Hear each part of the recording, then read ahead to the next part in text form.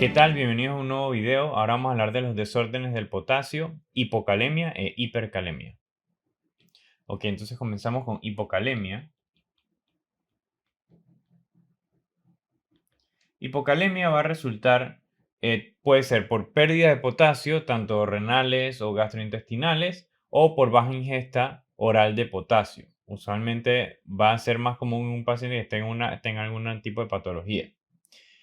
¿Cuáles serían las causas? Pues las causas podrían ser por el intercambio del potasio hacia dentro de las células, por ejemplo, en paciente que toma beta-agonistas, por ejemplo, en pacientes que toman insulina o pacientes con alcalosis metabólica.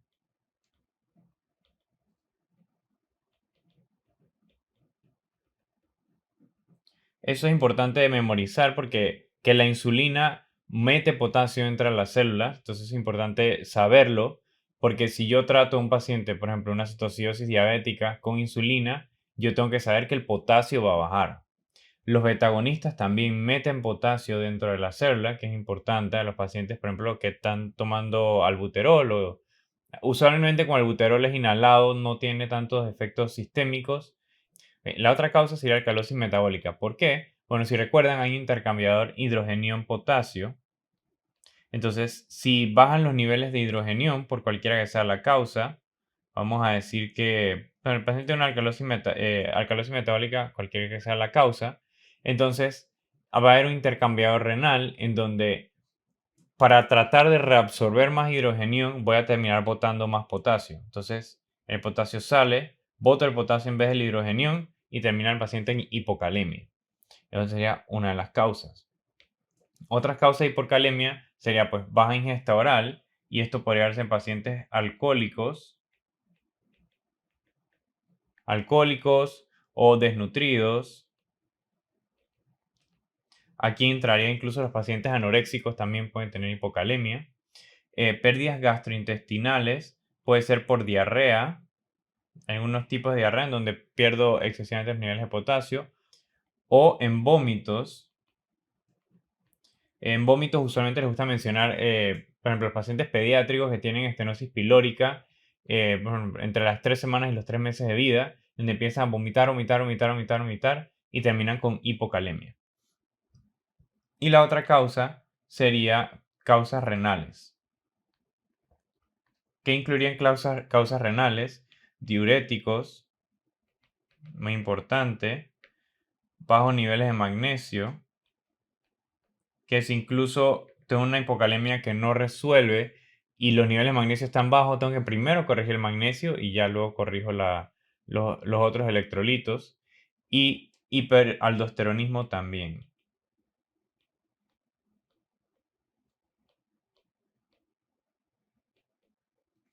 Hiperaldosteronismo serían esos pacientes que, bueno, ya saben, tienen niveles excesivos de aldosterona, reabsorben demasiado sodio y botan excesivo potasio vía renal.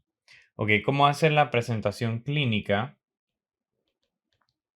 Bueno, los pacientes van a tener debilidad muscular, es lo primero, y esta debilidad puede progresar a parálisis. Cuando es muy severa, estos pacientes van a tener arritmias cardíacas, especialmente si los niveles de potasio son muy severos, muy bajos. Y estos pacientes pueden tener diabetes insípida nefrogénica. Recuerden que diabetes insípida puede verse en pacientes con hipercalcemia o hipocalemia. En cuanto al EKG, ¿qué es lo que yo voy a ver? En el EKG, vamos a decir que esta es la onda P, este es el QRS. Las ondas T van a estar más aplanadas y voy a ver ondas U. La onda U es la que sigue a la onda T. Entonces esto lo podría ver en los EKG de estos pacientes. ¿Cuál sería el tratamiento? El tratamiento sería repletar potasio. Claro que va a ser vía oral, en la dieta, que la dieta incluya bueno, altos niveles de potasio, en frutas, verduras, etc. Y no hay un límite en cuanto a darle en manera de dieta. Y la otra sería intravenosa, que ahí sí hay un límite, porque si le doy rápidamente mucho potasio, le puedo causar una arritmia al paciente cuando estoy repletando este potasio. Entonces, intravenoso el máximo va a ser 10 a 20 mili equivalentes de potasio por hora. 10 va a ser más que todo, por ejemplo, en una vía periférica, porque si no el paciente le quema cuando le están pasando el potasio, y 20 ya sería un poco más una vía central. Paso 10 a 20 mil equivalentes por hora y así voy repletando los niveles de potasio. Entonces, esto sería con hipocalemia. Ahora vamos a hipercalemia. Ok. En cuanto a hipercalemia,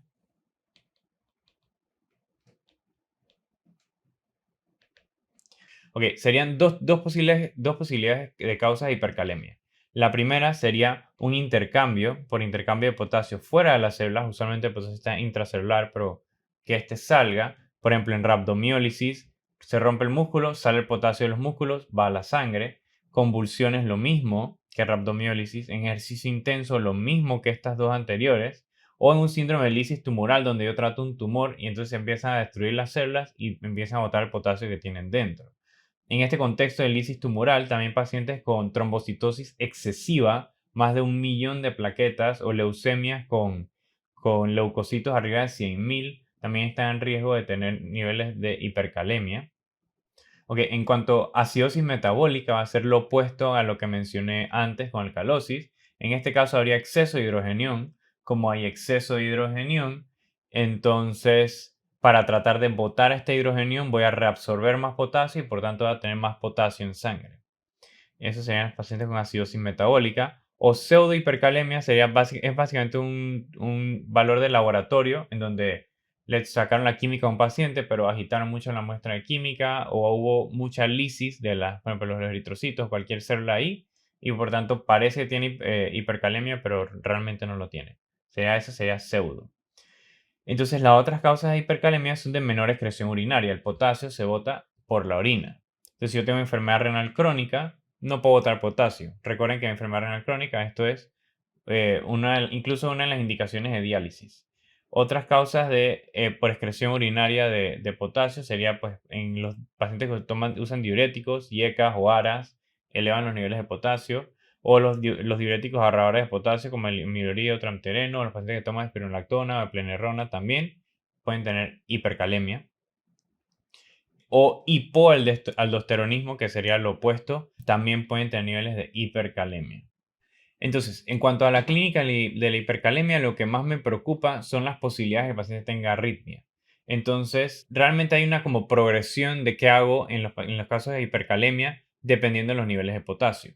Entonces, si yo tengo un paciente que tiene hipercalemia, lo primero que yo hago es que yo le tomo un EKG para saber si tiene hallazgos de hipercalemia en EKG, que me va a decir que el paciente puede tener una arritmia ahorita en minutos enfrente mío, o que no tiene ningún hallazgo en EKG, que bueno, tiene hipercalemia, pero tranquilo, pues la verdad es que no va a tener una arritmia, así que vamos a poder bajar los niveles de potasio con más calma.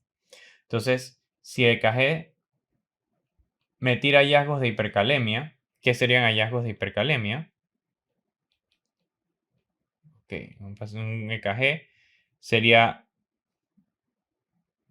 ondas T hiperagudas, sería el primer hallazgo. Luego habría aplanamiento de la onda P. Luego, el QRS se volvería más ancho. Luego, la onda P aplanada, el QRS se aplanaría más, está más aplanado.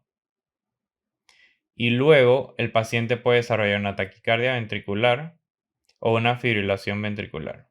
Esos serán los hallazgos en EKG de estos pacientes. Aquí es donde no quiero llegar. Y ya desde el 3 en adelante es lo que yo quiero evitar. Entonces, desde que yo veo ondas T hiperagudas o planeamiento de la onda P, tengo que ir a abordarlo de esta manera. ¿Cómo lo abordaría? Bueno, si sí tiene hallazgos positivos en EKG, primero tengo que estabilizar la membrana. ¿Cómo me estabilizo la membrana? Con gluconato de calcio. Esto actúa en minutos, o sea, actúa en 1-2 minutos, el efecto también demora minutos, demora como 10 minutos, pero me da suficiente tiempo para los siguientes medicamentos para que empiecen a actuar. Luego de eso, el segundo paso sería intercambiar potasio. Entonces, ¿cómo lo intercambio? Lo puedo intercambiar con glucosa e insulina,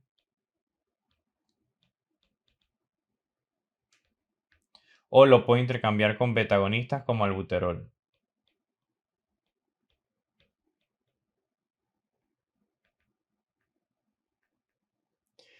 Eso sería el segundo paso. Y luego ya la parte que es un poco más crónica ya sería remover el potasio del cuerpo.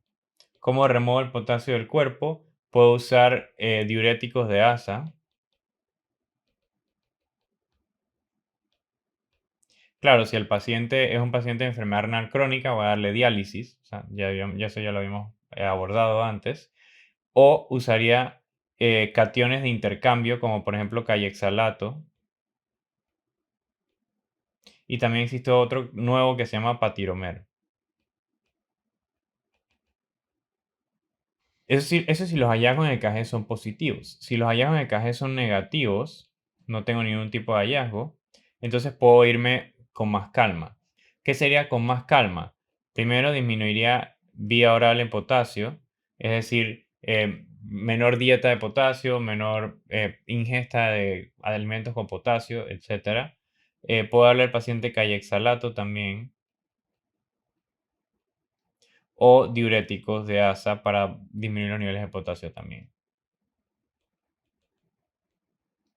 Entonces, eso sería en cuanto a hipercalemia y los desórdenes de potasio. Los veo para el próximo video.